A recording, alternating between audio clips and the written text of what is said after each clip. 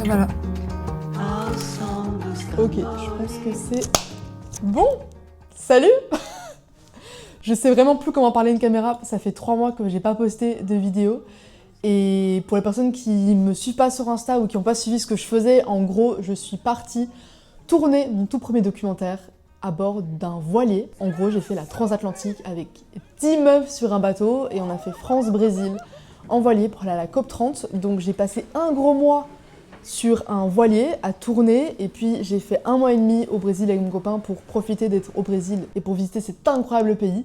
Et là, c'est la première fois que je ressors cette caméra pour vous après avoir tourné mon documentaire. Donc c'est bizarre de d'être là avec vous, mais surtout d'être de nouveau à Paris, qui est un endroit que j'ai ghosté pendant 3 mois. Et ouais, on va essayer de se réacclimater, de se réhabituer à être dans la ville, à avoir une routine, à avoir une vie plutôt calme.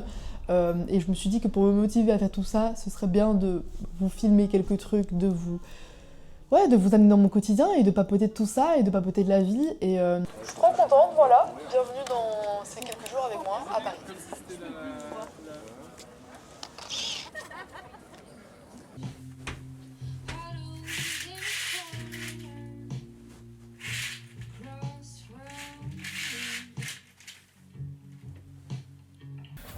Bon, coucou les copines. Aujourd'hui, on est samedi 16 janvier, il me semble. Il fait très beau à Paris. Je suis actuellement en coloc avec ma meilleure pote, Elodie Pichot, que vous avez déjà sûrement dû voir beaucoup sur cette chaîne. Louane est toujours en coloc avec moi, mais elle est en vadrouille. Donc, il y a Elodie qui squatte l'appart. Et c'est trop cool d'avoir une coloc à 3, avec que des meufs. Et d'être en coloc avec ses potes, c'est vraiment la meilleure chose qui existe. Donc, trop chouette d'avoir Elodie que pour moi, pour ces prochains jours. Et aujourd'hui, vu qu'il fait beau et que c'est le retour à Paris et que ça fait longtemps en fait, 3 mois, que j'ai pas profité d'un week-end à Paris, on va aller se balader. Je pense qu'on va faire une expo, on va avoir des copines, on va manger dehors, on va à la librairie, on va aller au café, tout ce que j'aime en fait dans un week-end à Paris. Donc on va essayer de se reconnecter aux choses que j'aime ici, à ma petite routine à Paris. Et voilà. Je pense que je vais emmener mon caméscope parce que j'ai la flemme de trimballer ma FX3 avec moi, mais prenons mon petit caméscope que j'aime de tout mon corps. D'ailleurs, on me demande souvent quel est le caméscope que j'utilise et j'utilise tout simplement un caméscope de chez Sony, un Handycam Sony HD, qui est pas spécialement spécial, qui a pas un rendu de fou, mais en fait j'aime bien rajouter un peu plus de grain et une petite colorimétrie, donc j'ajoute un peu plus de saturation, un peu plus de balance des blancs, vers les tons orangés, et c'est ça qui fait ce rendu un peu ancien que vous aimez beaucoup. Bref, je vais le prendre, on va filmer la petite journée avec, et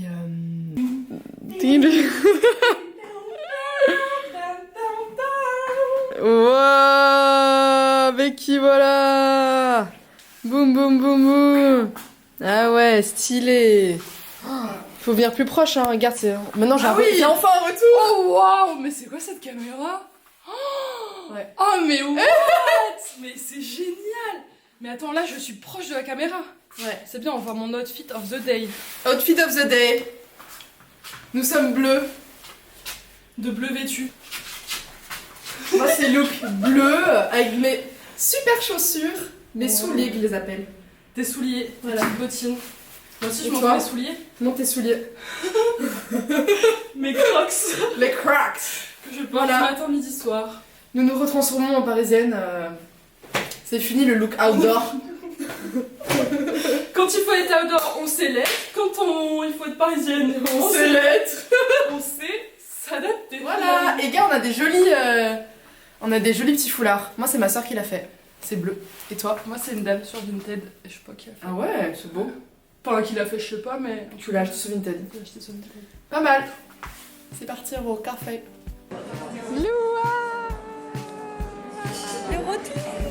Le retour des carnets. Et attends, on parle de notre carrière YouTube là qu'on va refaire au décollé ou pas? Oui. Moi je suis à fond YouTube là cette année. Toi aussi?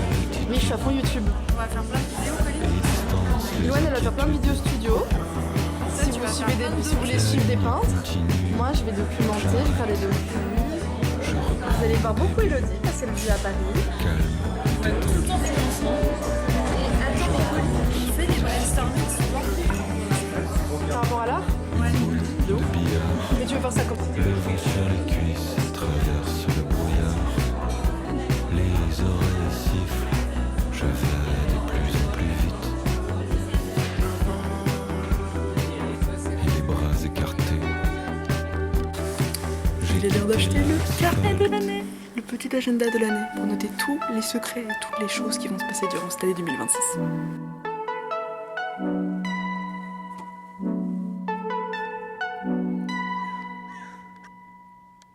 Je pars.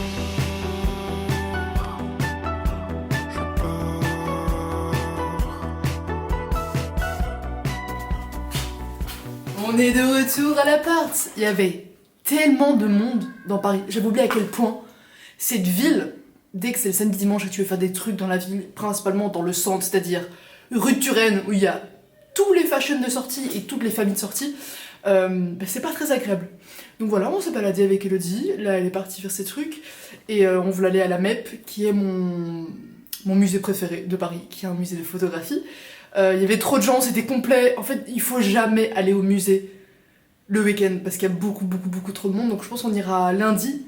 Et ça fait tellement longtemps que j'ai pas fait de musée. J'adore ma petite tenue aujourd'hui, vraiment, ça me fait tellement plaisir de retrouver mes vêtements. Vous savez pas comment ça me fait plaisir, parce que pendant 4 mois, j'avais juste un gros sac de Hake, et j'avais littéralement 4 vêtements que j'ai mis tous les jours. Donc retrouver mes petits vêtements d'hiver, mon petit look de parisienne. Voilà, ça fait plaisir. C'est très matérialiste, mais ça fait très plaisir. Que dire de plus? Je pense qu'il y a rien d'autre qui va se passer aujourd'hui. Donc j'ai coupé ma caméra. On ouvre. Oh, ça craque. Oh, ça craque. Voilà. C'est une lettre. Allez, petit café. Il y a des étincelles qui sortent d'une bouteille.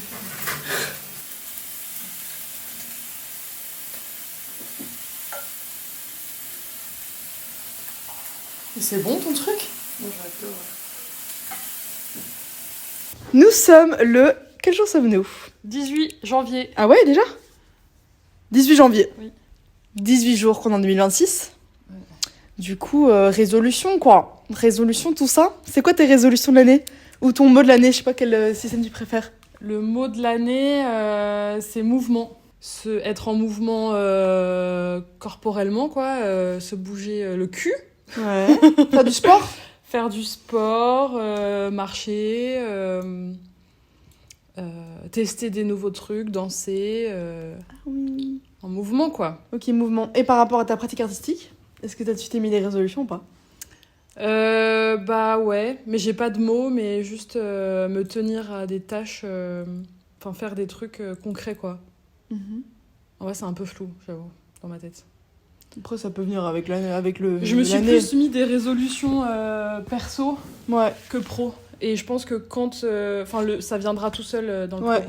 Ok. Enfin, ça viendra tout seul. Il faut que je travaille et le travail est prévu, mais je me suis pas faite de résolution comme dans le perso. Et toi? Moi, c'est l'inverse.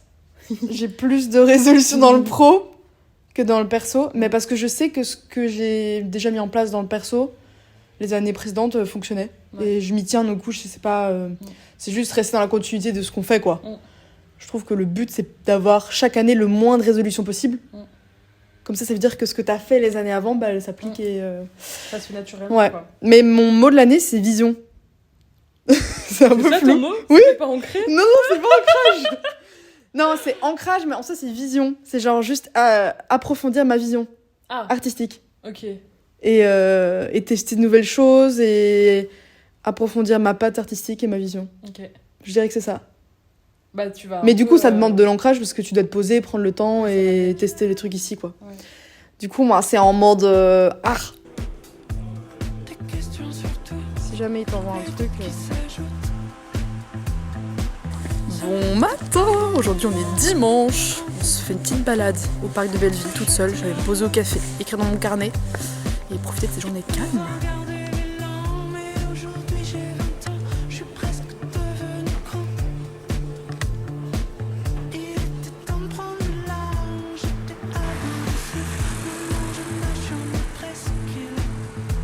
Qu'as-tu pensé de vivre en coloc avec nous? C'était génial. J'ai adoré Paris grâce à vous.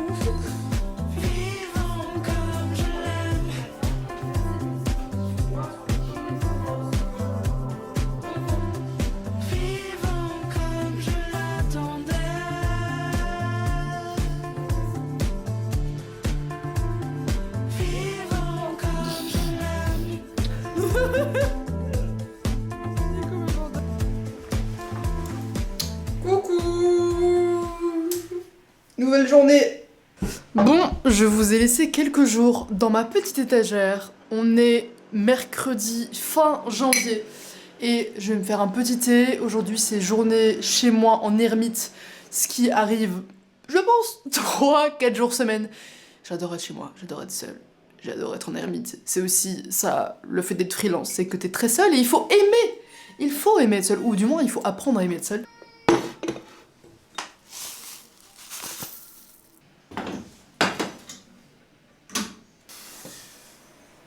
Je pense que être quelqu'un de créatif et réussir à vivre pour le moment de mon art, c'est la meilleure chose qui soit arrivée à ma naissance. D'aimer l'art et d'être dans ce domaine et de filmer et de faire du montage. Et franchement, c'est ma passion en fait. C'est ma passion de faire ça. Par contre, il y a un point négatif dont on parle pas assez entre artistes, entre nous.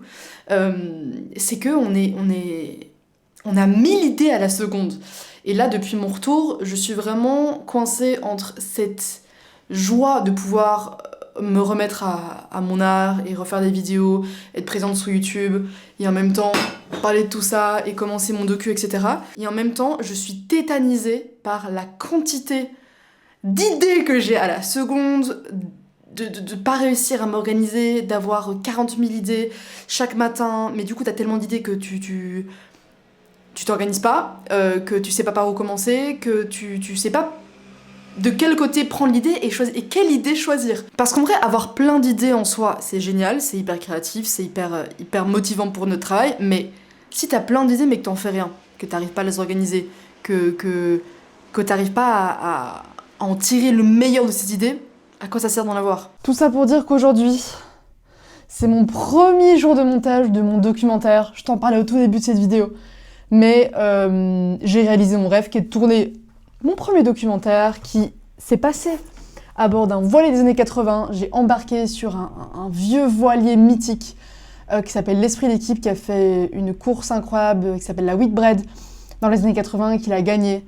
Et en fait, on a embarqué sur ce bateau avec 9 autres meufs, notamment 5 activistes que vous connaissez peut-être de Belgique et de France, dont Adélaïde Charlier, Camille Etienne, Mariam Touré, Maïté Meus, Lucie Moreau et moi, et puis les grandes skippeuses. Et donc c'est un équipage 100% féminin, et on a fait France-Brésil en voilier durant 30 jours pour aller à la COP30. Moi, mon job, c'était de documenter tout ça avec ma caméra que j'ai embarquée, la même caméra qui vous filme actuellement. Et donc le cœur de ce documentaire, ça va être cette traversée au milieu de l'Atlantique où ces femmes qui ne se connaissaient pas se sont rencontrées, se sont retrouvées dans un endroit minuscule, un bateau quoi, au milieu de l'océan, où tu n'as rien d'autre à faire que de parler les unes avec les autres et d'échanger et de créer des liens.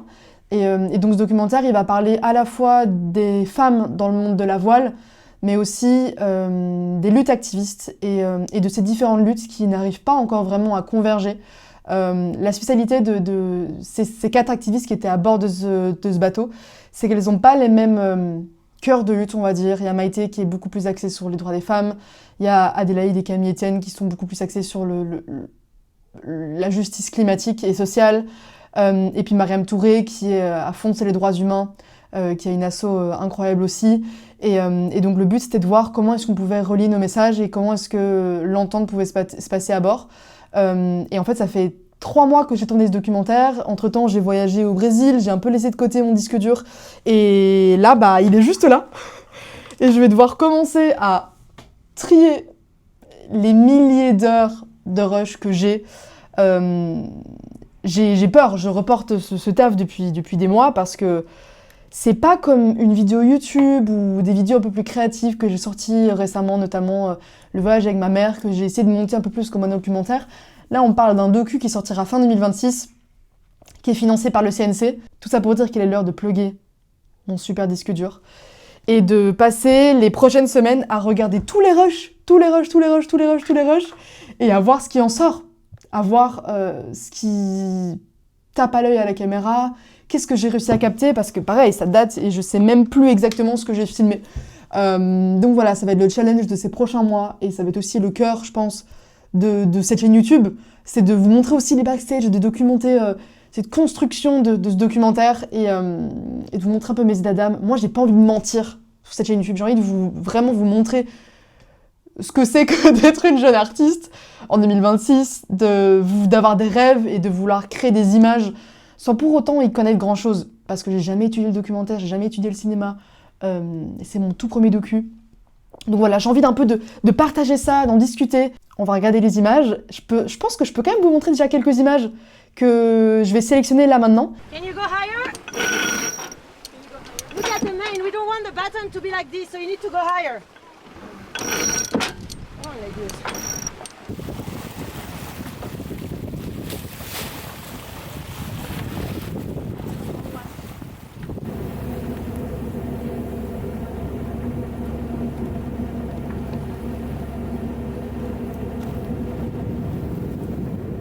Voilà, j'espère que ce petit teaser d'images docu vous tente. Cette année, j'ai trop envie d'être de retour à fond sur YouTube. Je prévois de faire 2 vidéos par mois. Si je le fais pas, venez me gronder en commentaire. Et ouais, n'hésitez pas à me dire dans les commentaires si vous voulez voir des trucs spécifiques sur ma chaîne. Je sais que vous aimez les vlogs, mais c'est toujours cool de revoir à l'écrit ce que vous aimez sur ma chaîne, ce que vous aimez dans mon contenu. En tout cas, moi, ce que j'avais en tête, c'était de vous vloguer ma vie d'artiste, de vous montrer les backstage de mon documentaire, et j'ai envie de me lancer un défi créatif par mois, c'est-à-dire par exemple tester de la Super 8, tester de faire un portrait documentaire, tester de faire de la photo de rue. J'ai envie de me lancer ce défi créatif tous les mois et je pense que je documenterai ça ou je montrerai le résultat, je sais pas encore, sur cette chaîne. Et donc le prochain défi créatif qui sera posté sur cette chaîne YouTube, ce sera un portrait documentaire de ma coloc Louane Mancho, qui est youtubeuse et qui fait de la peinture maintenant. Donc voilà, j'espère que vous serez partants pour ces nouveaux petits formats, de tester de nouvelles choses créatives ensemble et de se faire kiffer et de faire vivre l'art en fait dans ce monde de brutes, dans ce monde de zinzin. Et on est en train de nettoyer ma rue. C'est bouillant, je vous laisse.